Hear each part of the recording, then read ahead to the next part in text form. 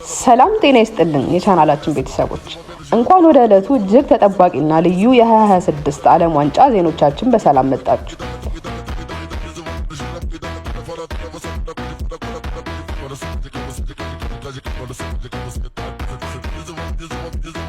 የዛሬው ታሪካዊ ምሽት ንጉሶቹ የነገሱበት ምሽት ሆኖ አልፏል። የወቅቱ ሻምፒዮን አርጀንቲናና ፈረንሳይ በታላላቅ ኮከቦቻቸው መሪነት ወደ ውድድሩ በይፋ ገብተዋል።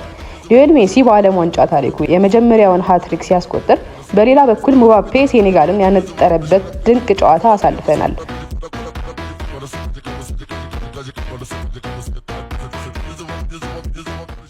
ዛሬ በሰሜን አሜሪካ ምድር የተመዘገቡት ሙሉ እውነተኛ ውጤቶችና ዛሬ ማታ ክርስቲያኖ ሮናልዶ የሚያደርገው ታላቅ ጨዋታ ይዘንላችሁ ቀርበናል።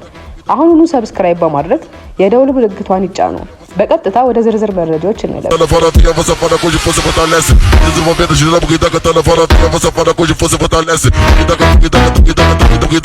የመጀመሪያው የሊዮኔል ሜሲ ታሪካዊ ምሽት አርጀንቲና 3 አልጄሪያ 0።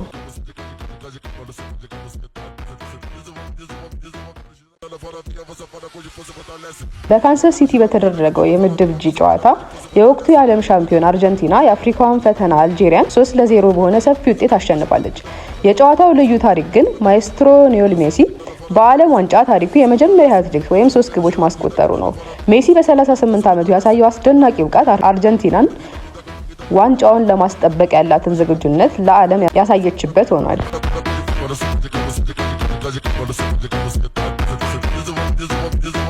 ፈረንሳይ ሴኔጋልን በምባፔ ግቦች አሸንፋለች። ፈረንሳይ 3 ሴኔጋል 1። በኒውዮርክ ስቴዲየም በተደረገው ሌላኛው እጅግ ተጠባቂ ጨዋታ ፈረንሳይ የአፍሪካን አንበሳ ሴኔጋልን 3-1 በሆነ ውጤት አሸንፋለች። ለፈረንሳይ አዲሱ የሪያል ማድሪድ ኮከብ ኪሊያን ምባፔ 2 ድንቅ ግቦችን ሲያስቆጥር፣ ብራድሊ ባርኮላ ደግሞ 1 ግብ አክሏል። ለሴኔጋል ብቸኛዋን ማስተካከያ ግብ ያስቆጠረው የፒኤስጂ ወጣት ኢብራሂም ምባፔ ቢሆንም አገሩን ከሽንፈት አላዳናትም።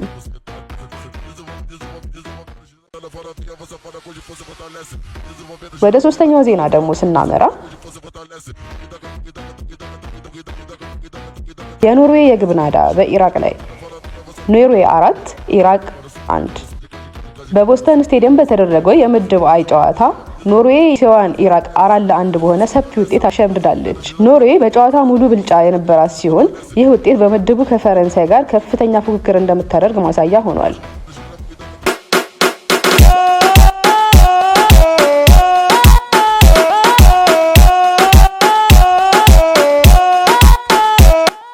ወደ አራተኛው ደግሞ ስንሄድ ኦስትሪያ በሜዳዋ ዮርዳኖስን አሸነፈች። ኦስትሪያ 2 ዮርዳኖስ 1። በሳን ፍራንሲስኮ በተደረገው ጨዋታ ኦስትሪያ ዮርዳኖስን 2-1 በሆነ ጠባብ ውጤት አሸንፋለች። ለዮርዳኖስ አሊ ኦልዋን ታሪካዊ ግብ ቢያስቆጠርም በኦስትሪያው ሮማኖ ሺማድ ግብና በያዛን አልአረብ የባዶ ጎል ምክንያት ኦስትሪያ የ3 ነጥብ ባለቤት ሆናለች።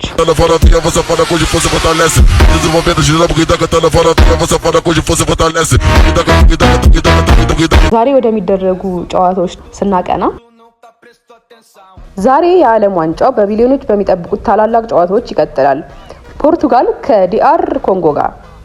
ክርስቲያኖ ሮናልዶ በዓለም ዋንጫ ታሪኩ የመጨረሻውን ውድድር ዛሬ ማታ በሂውስተን ስታዲየም በአፍሪካዋ ኮንጎ ላይ ይጀምራል። ይህ ጨዋታ እጅግ ታሪካዊ ነው። ሌላኛው ደግሞ እንግሊዝ ከክሮሺያ ጋር። ሌላው የሊጋዎች ፍልሚያ የሚሆነው እንግሊዝና ክሮሺያ በዳላስ ስታዲየም እጅግ ከባድ ፍልሚያ ያደርጋሉ።